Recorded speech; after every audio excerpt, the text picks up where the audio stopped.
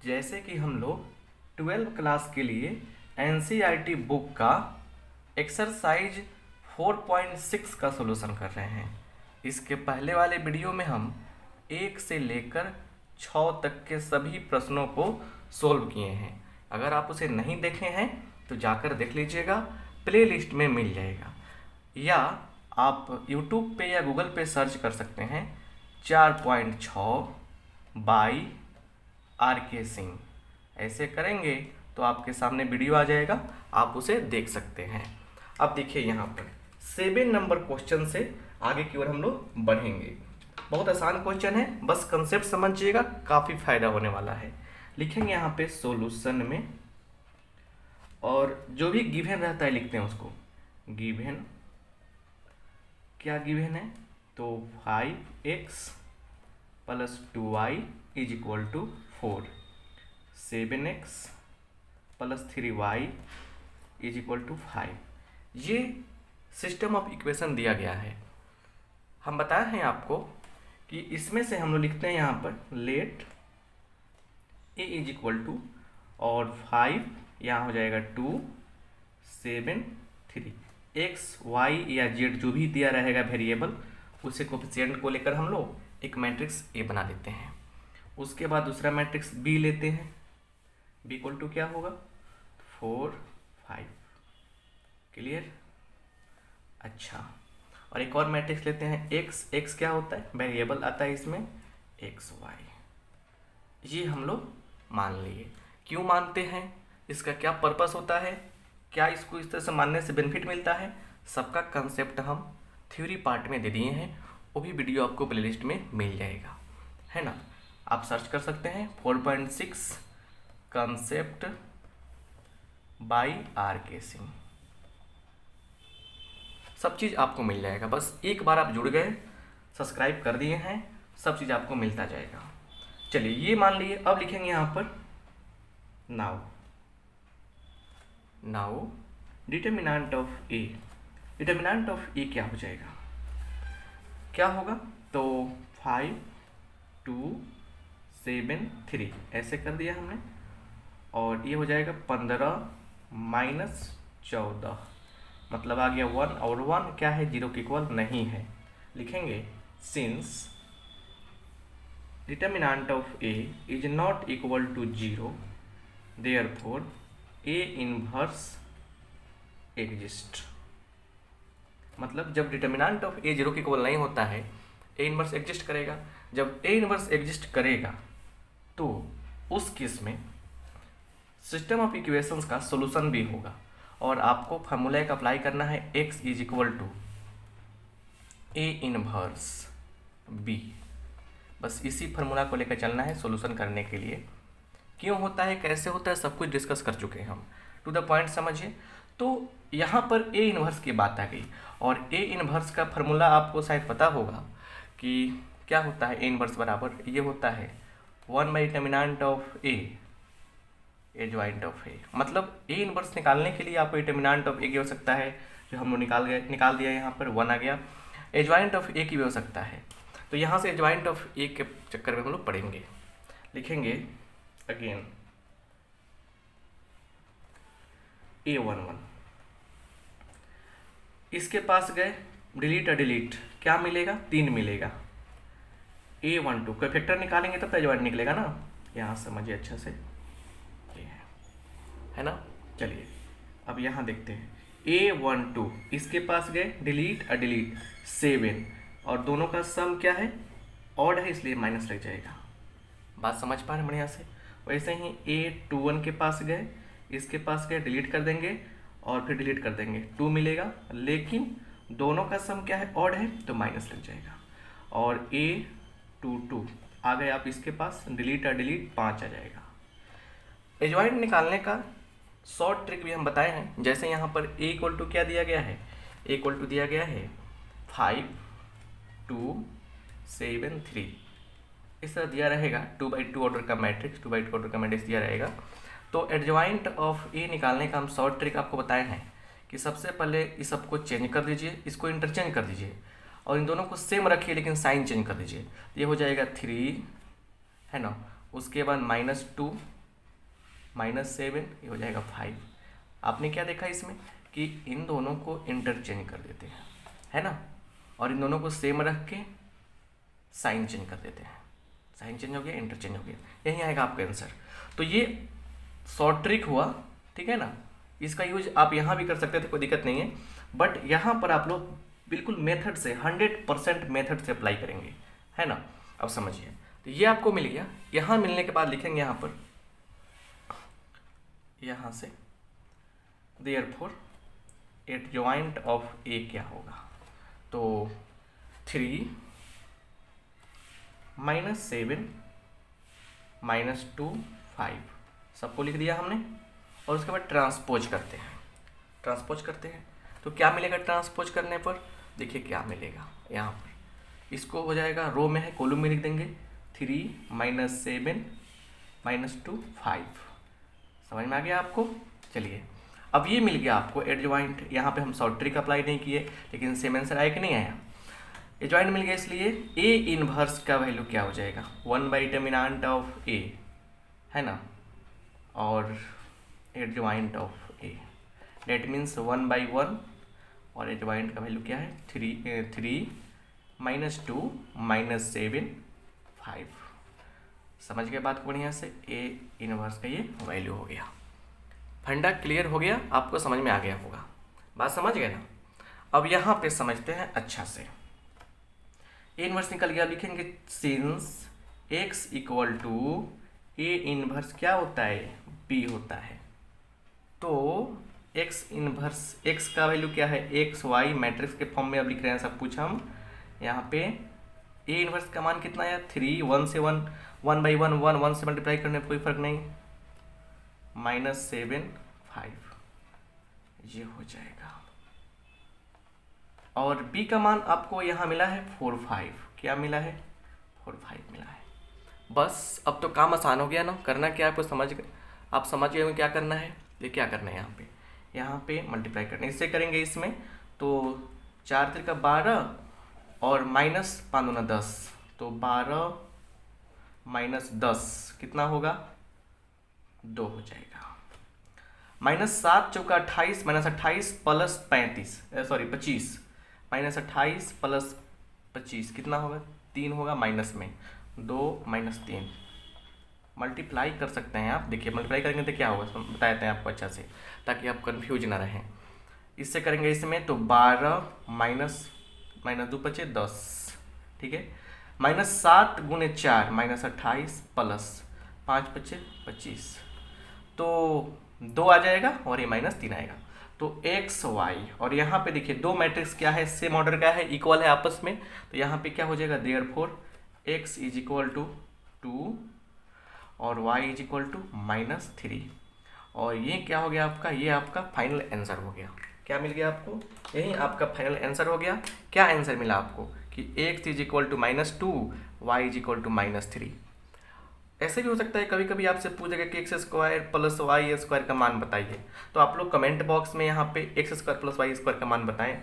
x का स्थान पे 2 रखेंगे, y का स्थान -3 रखेंगे, देखिए क्या आता है ना। तो x y का मान निकालना आपको समझ में आ गया। अब हम लोग अगला क्वेश्चन भी सोल्व करते हैं। अब हम लोग 8 नंबर क्वेश्चन को सोल्व करेंगे। यहाँ लिखेंगे गिवन क्या है 2x - y = -2, 3x + 4y = 3, ये हो जाएगा। और यहाँ पे इसलिए लिख देंगे a = 2 - 1 3 4। समझ गए बात को बढ़िया से। मतलब जो गिवन सिस्टम ऑफ इक्वेशंस है उससे हम लोग a निकालते हैं, फिर b निकालते हैं और फिर x निकालते हैं। b = क्या हो जाएगा -2 3, और x = क्या हो जाएगा, तो x = हो जाएगा x y, क्या होगा x y हो जाएगा। समझ गए बात को बढ़िया से। ये चीज़ मानने के बाद अब क्या करते हैं हम लोग लिखते हैं नाउ डिटर्मिनेंट ऑफ ए निकालते हैं। डिटर्मिनेंट ऑफ ए क्या हो जाएगा, तो 2 माइनस 1 3 4 लिखा हमने, इसको आगे बढ़ाया तो 4 दूना 8 माइनस कितना होगा -3, डेट मीन्स 11 हो गया।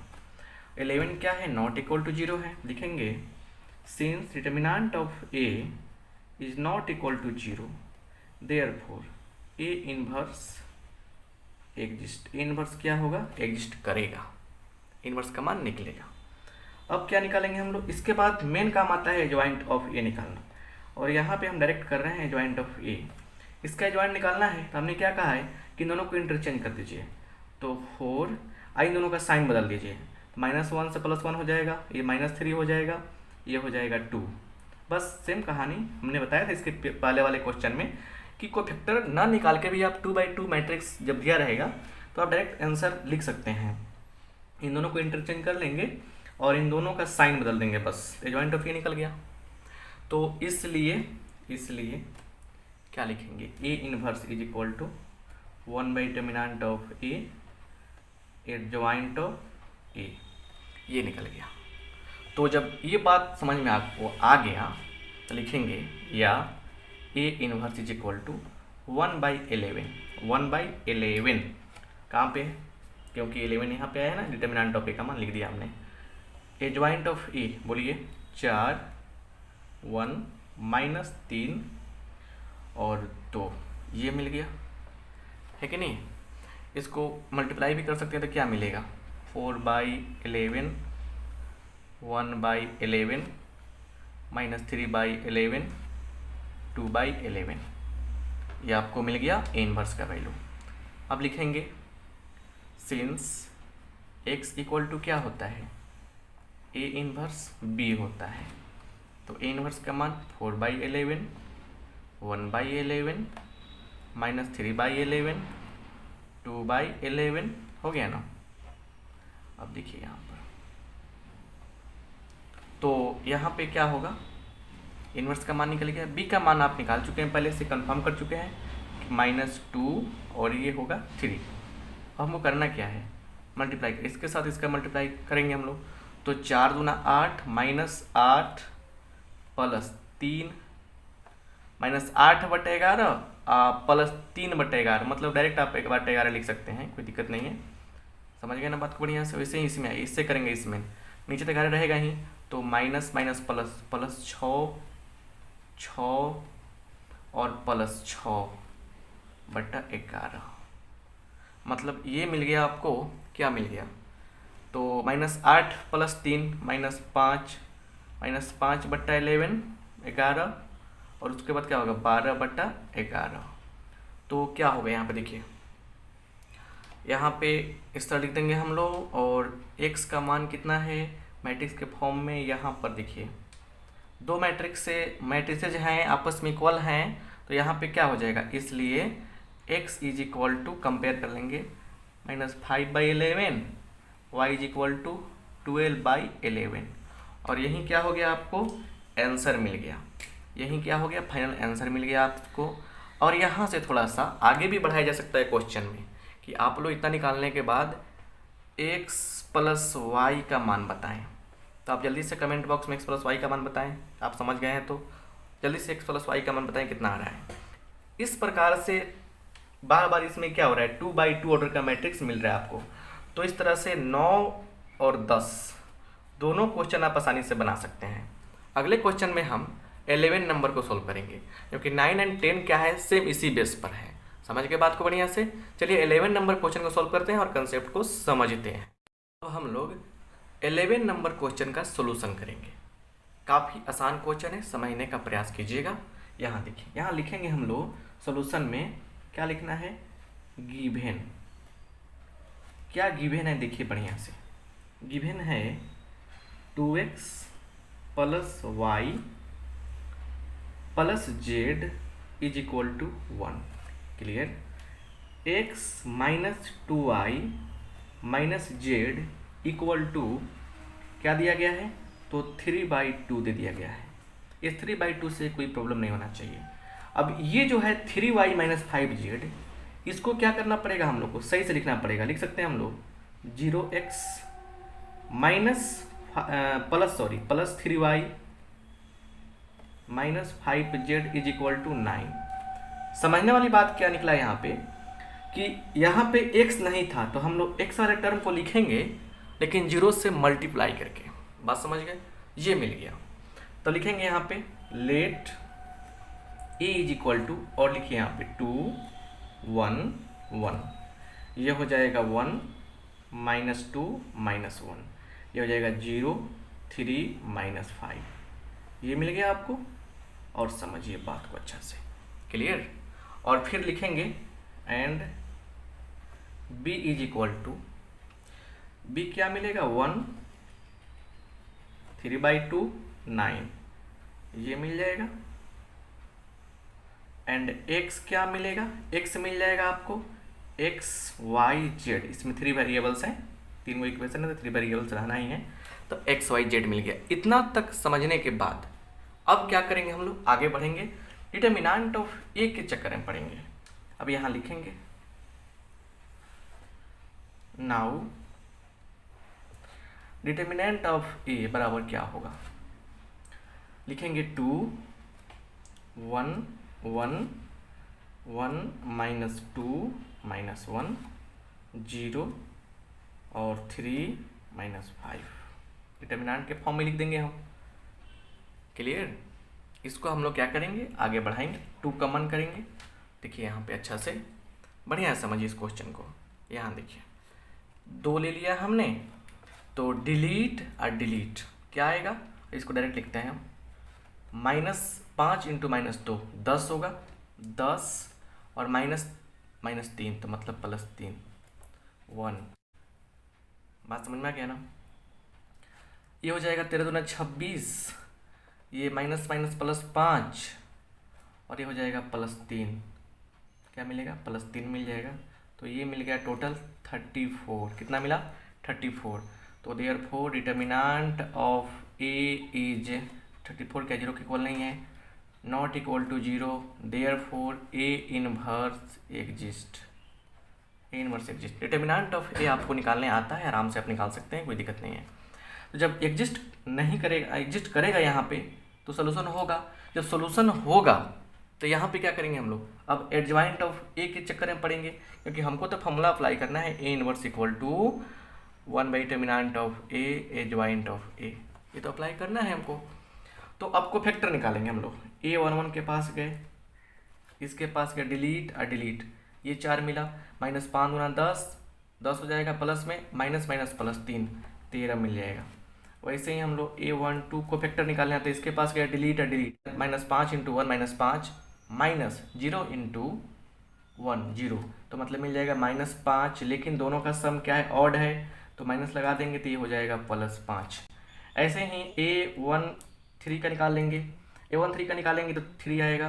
वैसे ही a21 निकालेंगे, a22 निकालेंगे, a23 निकालेंगे। अब तेजी में निकाल लीजिए, तेजी में निकालेंगे आप तो देखिए हम कैसे निकालते हैं इसको।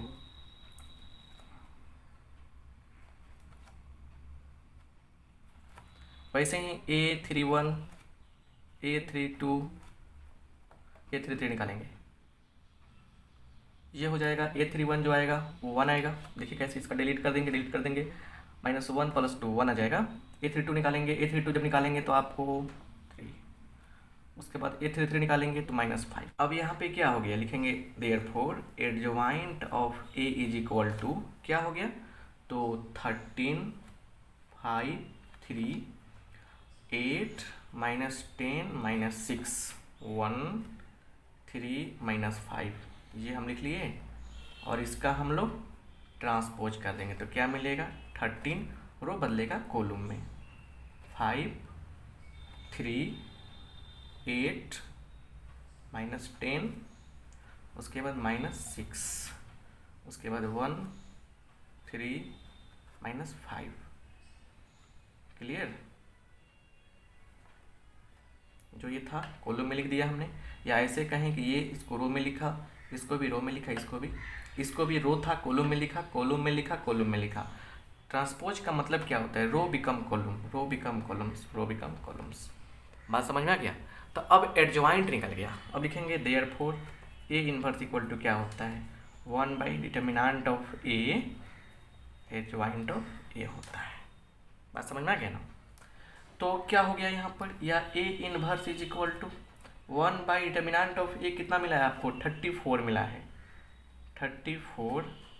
और उसके बाद एडजॉइंट ऑफ ए कितना आया है, 13, 8, 1, 5 माइनस 10, 3, 3 माइनस 6 माइनस 5 ये। अब लिखेंगे सिंस, चाहे लिखिए, हाँ लिख दीजिए सिंस, चूँकि x इक्वल टू क्या होता है, ए इनवर्स b होता है, तो x का मतलब एक्स वाई जेड मैट्रिक्स के फॉर्म में आ ही गया ये, तो क्या हो जाएगा, ए इनवर्स का मतलब 1/34 और इनवर्स वाला कितना आया है, देखिए यहाँ पे अच्छा से थोड़ा सा स्पेस लेकर लिखेंगे तो अच्छा रहेगा। 1/34 कितना आया, 13, 8, 1, 5 माइनस 10, 3, 3 माइनस 6 माइनस 5। और हमको मल्टीप्लाई किसके साथ करना है, तो b का मान तो आप देख रहे हैं यहाँ पे 1, 3/2, 9, इसके साथ मल्टीप्लाई करना है हम लोगों को। तो मल्टीप्लाई करने में देखिए क्या मिलेगा, 1/34 अपने पास रखिए, यहाँ बाहर ही रहेगा, कोई दिक्कत नहीं है। और देखिए इससे करेंगे इससे मल्टीप्लिकेशन, तो देखिए 13 13 मिल जाएगा, 8 से करेंगे इससे मेरे 2 से कट जाएगा, 4 3 12, 12 और 13, 12 और 13 कितना हो गया, 23 हो गया, 23 हो गया, 1 गुने 9 32 हो जाएगा। कितना मिलेगा आपको, यहाँ पे समझिए बढ़िया से, 13 गुने 1 13, 8 2 से कट जाएगा तो 4 4 3 12, सॉरी 25 मिलेगा, 25 25 और 1 गुने 9 9, तो 25 9 34, 34 आ गया। आगे बढ़ाएंगे आप तो 17 आएगा, और फिर आगे इसको भी कर लेंगे इसके साथ, तो पक्का आपको मिल जाएगा कितना, 3 माइनस 9 माइनस 6 आ जाएगा, और 5 9 45, तो आपको आ जाएगा -51। अब देखिए यहाँ से इसको हम लोग आगे बढ़ाएंगे थोड़ा सा, तो क्या हो जाएगा, 34 34 कट जाएगा, 1 आएगा, 17 1/2 आएगा, ये कितना आएगा, तो -3 -51/34 मतलब -3/2, कितना आएगा, -3/2 आएगा। कटा लीजिए आप, इससे सब में गुना कर दीजिए तो कट जाएगा। 34/34 1, 17/34 1/2, -51/34 -3/2, समझ में आ गया ना। तो अब ये किसके बराबर था, एक्स वाई जेड, इस मैट्रिक्स इक्वल तो ये है ना, इसके इक्वल है कि नहीं है। तो यहाँ से क्या दिखा, यहाँ से लिख देंगे, इसलिए लास्ट में लिखिएगा therefore x is equal to क्या मिला, तो 1, y इज इक्वल टू 1/2 और z इज इक्वल टू क्या मिल गया हमको, -3/2। और ये जो आपका है मिला, यही आपका फाइनल आंसर हो जाएगा। समझ पा रहे हैं बात को बढ़िया से। अब हम लोग 16 नंबर क्वेश्चन का सॉल्यूशन करेंगे, लेकिन एक बात सुनिए थोड़ा सा, कि 15 नंबर क्वेश्चन को कैसे बनाएंगे। बहुत आसान चीज़ है, उसको समझने का प्रयास कीजिए। 11 नंबर क्वेश्चन को आप सोल्व किए हैं, उसी बेस पर 12, उसी बेस पर 13, फिर 14, और 15 नंबर क्वेश्चन में क्या है, ऑलरेडी ए को लिख कर बता दिया गया है। तो इसमें कुछ नहीं करना है आपको, जिस तरह 11 से लेकर 14 तक सोल्व हुआ है, 11 जिस तरह सोल्व हुआ उस तरह 12 13 14 सोल्व हो जाएगा, और इसी तरह 15 भी सोल्व हो जाएगा। तो 16 नंबर क्वेश्चन में लैंग्वेज प्रॉब्लम है, वर्ड प्रॉब्लम टाइप का क्वेश्चन है ये, इसको समझिए। क्वेश्चन कर रहा है कि the cost of 4 kg onion, 3 kg wheat and 2 kg rice is 60। मतलब ओनियन 4 kg है, प्याज क्या है 4 kg है, उसके बाद 3 kg वीट है, 2 kg राइस है, और सबको कॉस्ट जोड़ रहा है, तो हमको कॉस्ट सबसे पहले पता करना पड़ेगा। सॉल्यूशन में लिखेंगे let the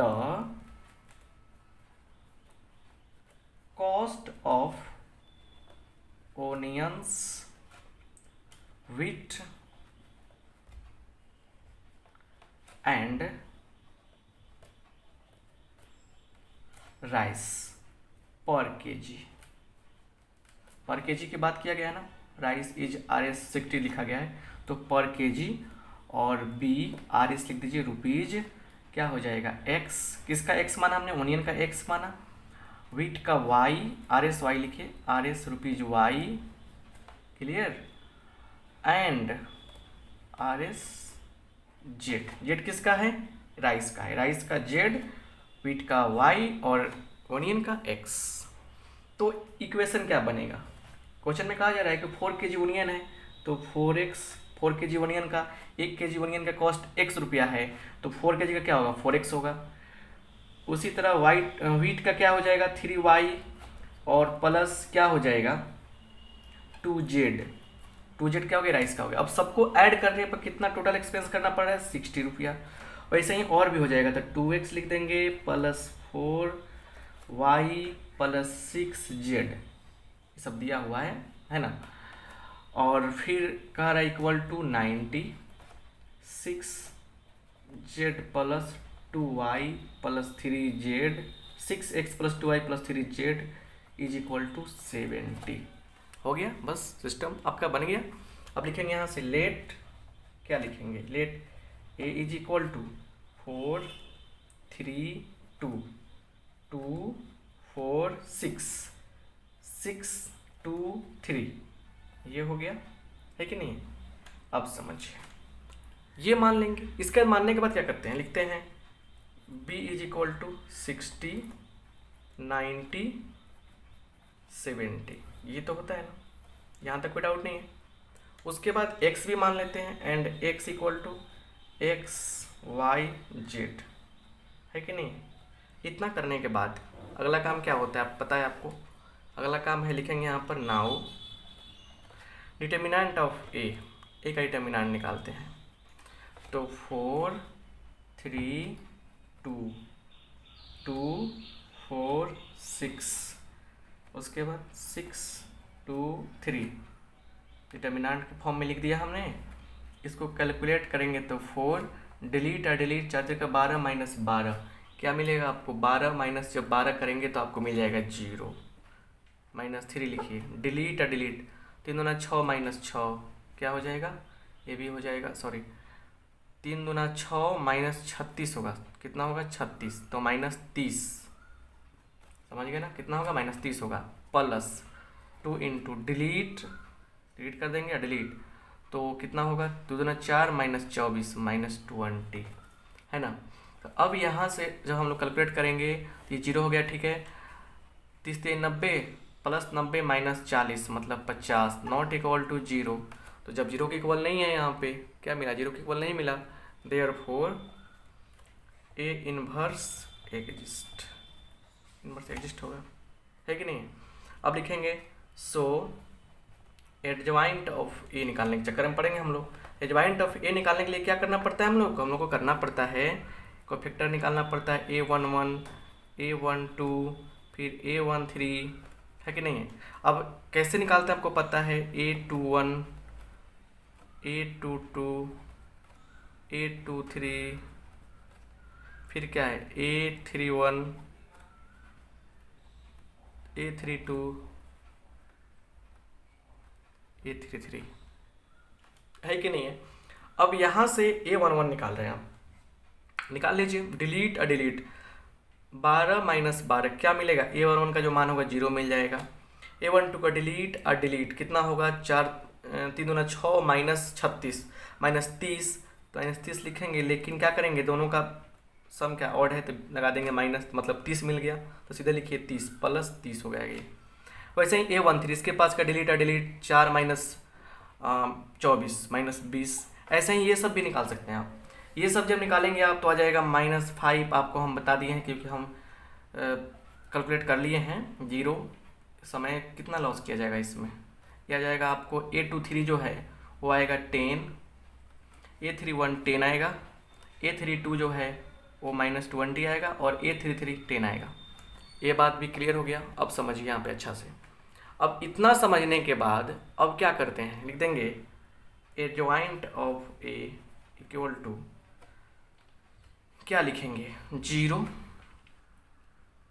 30 minus 20 minus 5 0 10 10 minus 20 10, इसका हम लोग ट्रांसपोज मार देंगे, ट्रांसपोज कर देंगे, ये हो जाएगा बदल जाएगा कॉलम में। तो 0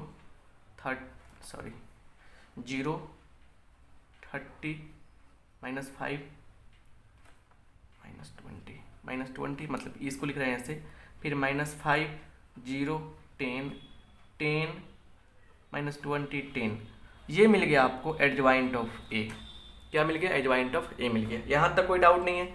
एडजॉइंट ऑफ ए मिलने के बाद सारा काम हो जाता है आसान, क्योंकि इससे लिखेंगे डिटर्मिनेंट ऑफ ए तो मालूम हो ही चुका है, तो ए इनवर्स क्या हो जाएगा? One by determinant of A adjoint of ए।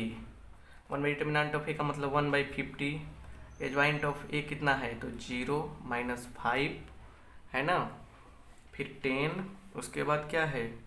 30 0 -20 20 10 10, ये है। ठीक है, ये हो गया। अब इतना जानने के बाद तो अब क्या करते हैं? हम लिखते हैं now A in x equal to क्या होता है? ए इनवर्स बी होता है बस। तो एक्स मतलब कि एक्स वाई जेड हो गया ना, ये बराबर ए इनवर्स का मान तो 1/50 मिला है आपको, है कि नहीं है? फिर ये पार्ट लिख देंगे, ये पार्ट लिख देंगे इसमें। और बी का मान कितना आया है? बी का मान आया है 60 90 70, ये हो गया। ठीक है, आप मल्टीप्लाई करेंगे जब, तो एक्स वाई जेड तो लिखेंगे यहाँ पर।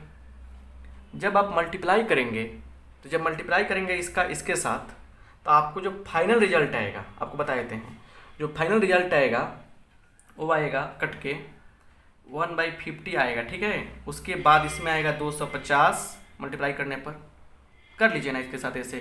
तो 60 × 0 0, 9 × -5 -450 अब +700, -450 + 700 कितना होगा? 250 हो जाएगा।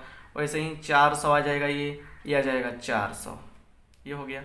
50 से कट भी जाएगा ना, तो यहाँ लिखते हैं फाइनल रिजल्ट, इसलिए बस यहाँ लिख दीजिएगा लास्ट में, इसलिए ये कट जाएगा। तो एक्स वाई जेड बराबर क्या मिलेगा? 5 50 8 408 8, है ना। तो जब इतना मिल गया तो आंसर क्या हो जाएगा? आंसर लिख देंगे लास्ट में, हम लोग लिखेंगे देयरफॉर x = 5 y = 8 और z = 8। आप लोग कमेंट बॉक्स में हमको x + y + z का मान बताइए, है ना। तो इस तरह से क्या हो गया? इस क्वेश्चन का सोल्यूशन हो गया। 4.6 खत्म हो गया। और आप लोग अच्छा से देखे हैं, दोस्तों में शेयर कीजिएगा। Thank you.